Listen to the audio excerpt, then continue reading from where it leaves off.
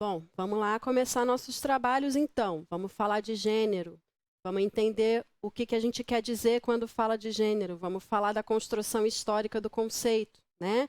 A gente precisa definir o lugar onde a gente vai brincar a partir de agora. E para isso, eu preciso apresentar para você o que é o conceito de gênero, mas como em ciências sociais os conceitos eles não são definitivos, como nas ciências no geral, né? A gente quer fazer um conhecimento que está sempre se atualizando. A gente precisa se atualizar. Eu vou trazer aqui, rapidamente, algumas contribuições de algumas intelectuais sobre como é que se pensa o conceito de gênero, como é que elas contribuíram, como é que elas redefiniram esse conceito ao longo da história. Então, principalmente do início do século XX até os dias de hoje. Eu quero advertir que eu estou pegando um número muito pequenininho, né, de intelectuais. Gênero é uma grande área de pesquisa nas ciências humanas, nas ciências sociais, hoje em dia, inclusive, nas ciências biológicas, nas ciências médicas, né? A gente tem um avanço muito grande de produção nessa área. Então, o que eu vou apresentar aqui é muito recortado, é muito limitado, né? E aí eu selecionei essas teóricas mais ou menos para introduzir a maneira como a gente vai trabalhar gênero nos próximos passos, principalmente para falar do mundo do trabalho contemporâneo.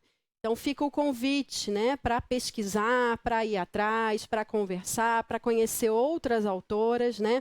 Todas as grandes universidades, institutos de pesquisa, né, produzem muito sobre gênero, né, sobre as relações de gênero. Então, esse aqui é um início de conversa, tá certo? Vamos passar lá para entender uma primeira definição geral de gênero e vamos depois refinando um pouco esse entendimento de acordo com o que as nossas autoras trouxeram para a gente pensar. Vamos dar uma olhada lá na definição? Então, definições iniciais, né? Primeira coisa, gênero é uma categoria, um conceito científico que diz respeito a atribuições sociais designadas pela cultura para cada sexo. Sexo aqui está entre aspas, não é à toa, tá? E atribuições sociais também está em negrito, porque esse aqui talvez seja o eixo, o cerne do conceito. A gente está falando de relações sociais, né? Não de relações que nascem com os indivíduos ou que são definidos pela biologia. Então, apesar do conceito de gênero se apoiar nas características anatômicas, né, a noção de gênero não é um resultado de pré-determinações biológicas, ou seja, não nasce com a gente. Tá? Gênero não é resultado de genética de biologia, mas de processos históricos, culturais e sociais. Ou seja, gênero não é destino natural, mas construção social. Bom, como é que a gente chegou a essa conclusão? Como assim? A gente não nasce menino e menina, não nasce homem e mulher? Por que a gente está repensando isso? Como é que a gente chegou à necessidade de problematizar essa ideia? Bom, lá em 1935, né, no campo da antropologia, que estava se desenvolvendo muito no final do século XIX, principalmente do XX, a gente tem a antropóloga Margaret Mead, né, que publica uma obra extremamente importante chamada Sexo e Temperamento. Então, lá em 1935, ela publica essa pesquisa que foi realizada em 3 sociedades diferentes, né, na região que a gente chama hoje de Papua Nova Guiné. Nesse livro, ela investigou, né, ela viveu um tempo com esses povos, né, fez uma etnografia, né, os papéis sociais de sexo, que era mais ou menos como se designava isso que hoje a gente chama de gênero. E o que ela encontrou?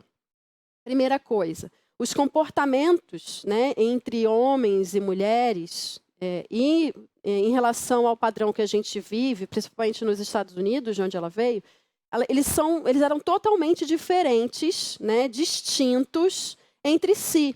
Então, vamos ver como é que ela encontrou isso. Nesses 3 povos, Arapesh, Mundugumor e os Chambuli, homens e mulheres assumiam características diferentes, né? Entre os Arapesh, que tinham um padrão cultural, uma norma cultural mais afetuoso, entre aspas, homens e mulheres, né, apresentavam esse comportamento mais dócil, mais gentil, né, que se assemelha muito ao que se estabeleceu como padrão para o comportamento das mulheres ocidentais. É mais ou menos o que a gente vive hoje em dia, né? Aquela ideia de que as mulheres são mais maternais, mais sensíveis. Então, os arapés, homens e mulheres, apresentavam esse comportamento de forma indistinta. Entre os Mundugumor, né, homens e mulheres também indistintamente tinham comportamentos mais hostis, mais agressivos, mais dominadores, que é mais ou menos o que se estabeleceu para os homens ocidentais, né, como se construiu a ideia de masculinidade no Ocidente. E aí, ela encontrou também os Chambuli, que faziam uma espécie de inversão de papéis, se a gente comparar com a cultura dos Estados Unidos naquela época. Os homens eram mais dóceis e as mulheres mais agressivas. Em todos esses povos, e provocativamente nos nossos, né, nas nossas sociedades contemporâneas também, ela também encontrou os chamados inadaptados, que são aqueles indivíduos que não se enquadram nos padrões estabelecidos e, por não se enquadrarem, né, nesses padrões, acabavam sofrendo uma série de sanções, de punições sociais. Em muitos casos, eles eram até banidos dos seus grupos, né? Se a gente pensar com um pouco de cuidado, a gente vai encontrar alguns paralelos com a nossa sociedade contemporânea. Passando adiante, essa aí é a Margaret Mead, né, com uma família Arapesh, né, na época da pesquisa. Em 1949, a gente tem a publicação, né, de uma obra que restabeleceu o rumo da filosofia das ciências humanas quando se fala em gênero, né? Simone de Beauvoir publica O Segundo Sexo, né? E a frase que talvez resuma essa obra, que ficou mais conhecida pela Simone de Beauvoir, e que também resume muito do que a gente propõe quando fala em gênero, é essa: não se nasce mulher, torna-se mulher. Ninguém nasce mulher ou homem, a gente se torna. Então, o que a Simone de Beauvoir dizia nessa obra? Que o ambiente social e educacional constrói e molda os padrões de comportamento para meninos e meninas. Então, a partir da observação de determinadas características físicas, a gente olha lá para o corpo das crianças, né, principalmente para a sua genitália, né? E aí a gente já impõe, né, desde o nascimento, hoje em dia até desde antes, que cada indivíduo vai desempenhar uma série de papéis sociais específicos, né? A gente olha lá na ultrassom, quando na gravidez ainda. Uma das primeiras coisas que as pessoas perguntam é isso, né? Qual o sexo do bebê? E aí, a partir do momento em que você consegue identificar o sexo, né, já vão se criando uma série de expectativas e de lugares e de desempenhos de papéis que são já pré-determinados mesmo antes do nascimento da criança. Então, o que ela quer dizer é que existe uma construção social, né, que passa por uma série de instâncias, principalmente pela educação, que vai tornando as pessoas homens e mulheres. Então, o que isso quer dizer? Que os papéis sociais de gênero, eles são construídos. Ser homem ou mulher não é um resultado de um destino anatômico, né? A gente não nasce destinado a cumprir determinados papéis. A gente vai sendo moldada e moldado para assumir esses papéis. E essa construção, ela opera não só no sentido de pré-determinar esses papéis, mas também no sentido de que esses comportamentos reproduzam um sistema de poder que subjuga as mulheres aos homens, né? E vai ensinando a elas desde cedo a serem dóceis e obedientes. Então, veja, os brinquedos que a gente dá para as crianças, os nomes, a decoração do quarto, as roupinhas, né? Tudo que a gente vai mobilizando no nosso imaginário, hoje em dia, até mesmo antes da criança nascer, opera no sentido de reproduzir relações de poder, né? E, nesse caso, no nosso caso, relações de poder de dominação masculina sobre as mulheres. Essa é a Simone de Beauvoir, né? Ela nesse livro, ela faz essa provocação, né? O homem é definido como ser humano e a mulher como fêmea. O que ela está provocando aqui? que quando a gente pensa no ser humano universal, né, a gente sempre vem na nossa cabeça a imagem de um homem. E quando a gente fala em mulher, nas atribuições femininas, a gente está falando da fêmea, da mãe, daquela que engravida, daquela que dá à luz, daquela que amamenta, daquela que cuida. Isso significa uma desumanização das mulheres, né, uma definição ideológica de que as mulheres são menos desenvolvidas enquanto seres humanos do que os homens. Então, essa é mais ou menos a ideia que está, inclusive, expressa lá no título O Segundo Sexo. A partir dos anos 70, a gente vem com a segunda onda do feminismo, né? E aí, aqui a gente vai destacar as autoras Gayle Rubin e Sherry Otner, que vão fazer discussões, né, um pouco mais aprofundadas sobre quais são esses espaços sociais destinados aos homens e às mulheres. Então, o que elas encontram? Né? Que os homens, a eles é destinado o espaço público, onde se realizam as relações de poder político, de poder econômico, o mundo da cultura, a ideia de que os homens, né, são aqueles que produzem o mundo da transformação econômica, da produção de riquezas, da transformação do mundo. Né? Então, o mundo onde as relações de poder se estabelecem, né? Seja no mercado, seja na economia, seja na política, seja na intelectualidade. E as mulheres é reservado o espaço privado, doméstico, das tarefas do lar, o mundo, entre aspas, da natureza, né, onde cabem as tarefas da gestação, parto, amamentação, maternidade e cuidado. Um pouquinho mais para frente, a gente vai questionar, inclusive, essa ideia de que essas tarefas são naturais, tá? Mas o que elas estão dizendo é que, no nosso imaginário, a classificação é feita assim, tá? Importante sempre lembrar que, quando a gente está falando de achados científicos em ciências sociais, a gente não está falando que essas coisas devem ou deveriam ser assim. A gente está dizendo que elas são, né? E que elas foram construídas, né? E que a gente precisa olhar, fazer esse diagnóstico para entender e, inclusive, desconstruir e corrigir essas injustiças. Essa é a Gayle Rubin, né?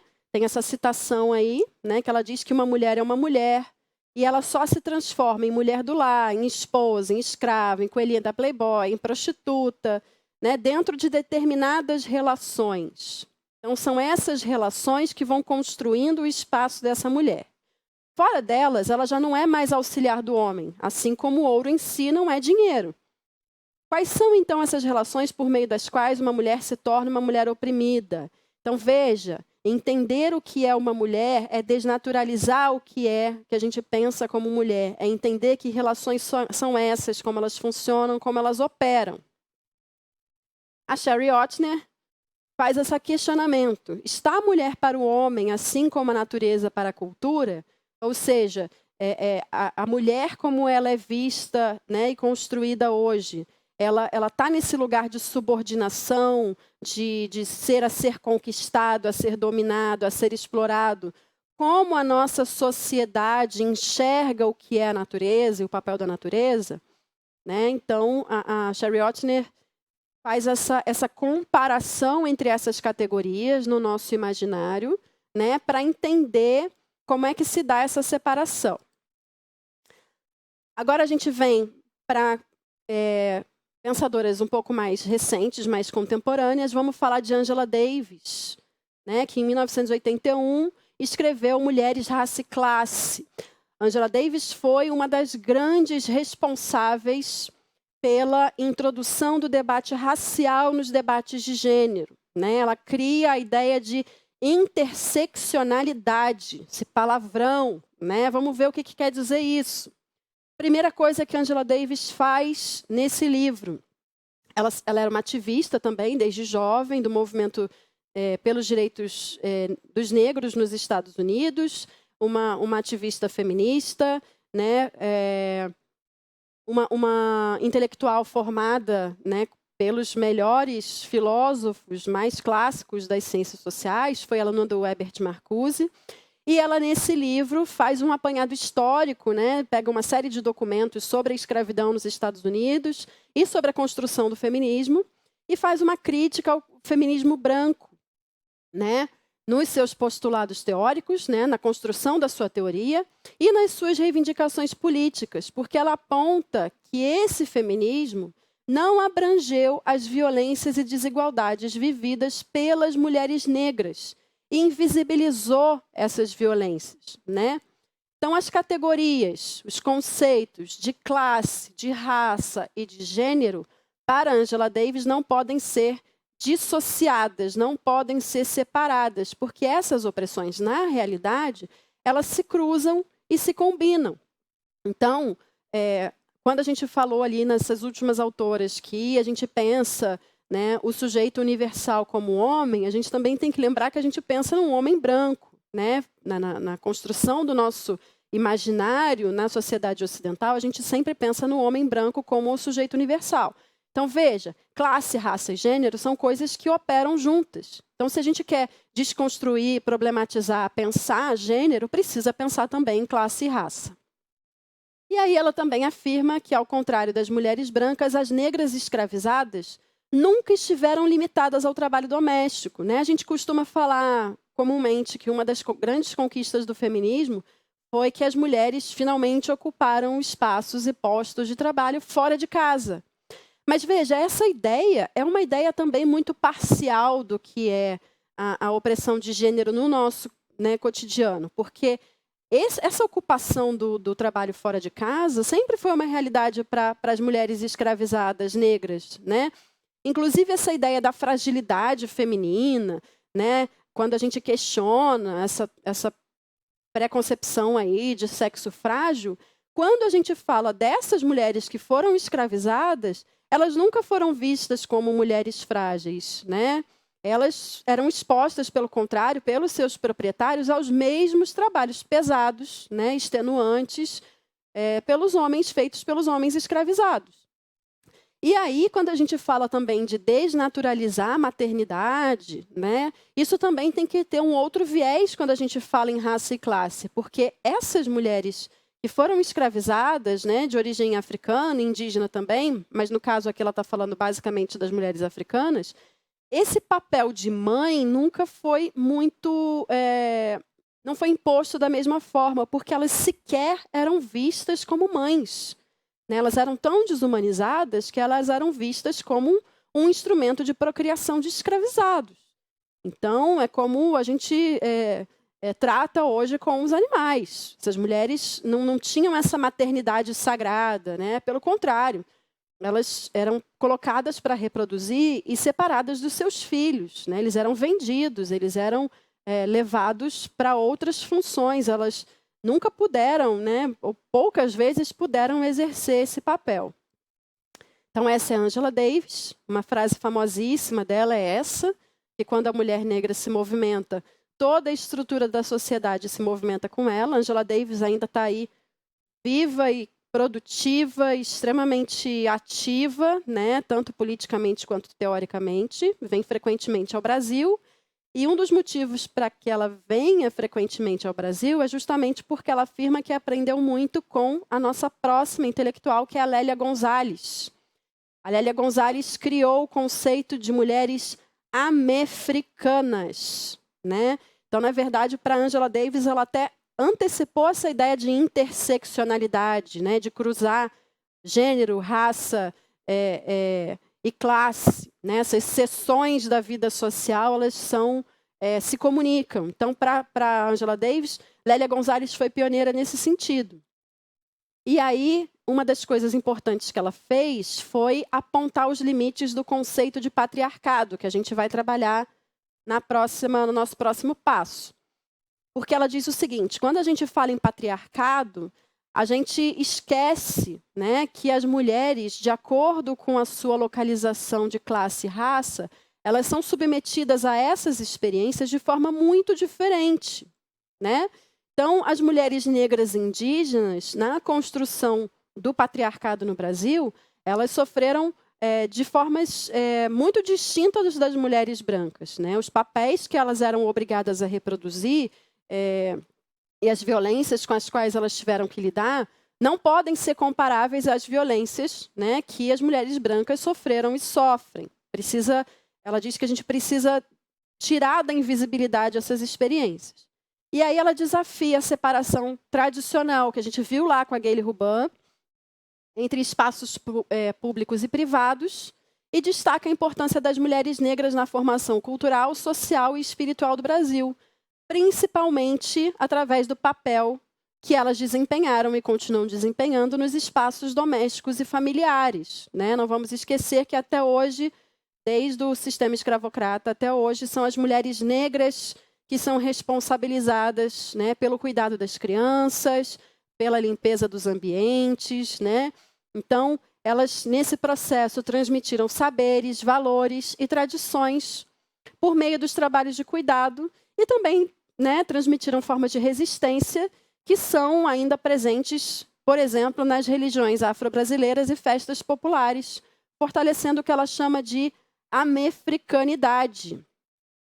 Então, diz a Lélia Gonzalez, ao reivindicar a nossa diferença enquanto mulheres negras, enquanto amefricanas, né, mulheres que vieram, que são da ancestralidade africana aqui nas Américas, sabemos bem o quanto trazemos em nós as marcas da exploração econômica e da subordinação racial e sexual. Por isso mesmo, trazemos conosco a marca da libertação de todos e de todas. Então, veja, esse é um conceito que ele foi sendo trabalhado ao longo do tempo. Ele continua sendo trabalhado, né? Dos anos 80 para cá, dos anos 70 para cá, aqui no Brasil, a gente tem ainda uma produção riquíssima a respeito desse conceito, justamente porque a nossa sociedade é uma sociedade que combina, né, interseccionalmente todas essas opressões de formas muito refinadas, né, muito trabalhadas. Então, quando a gente tem essas autoras, né, que vão questionar o papel das mulheres, o papel da dominação de gênero, a gente precisa estabelecer também todas essas outras questões para entender o que é que se apresentou para essas mulheres e quais são os caminhos que a gente pode seguir daqui para frente. Certo? Então, continuamos a seguir com mais algumas definições conceituais.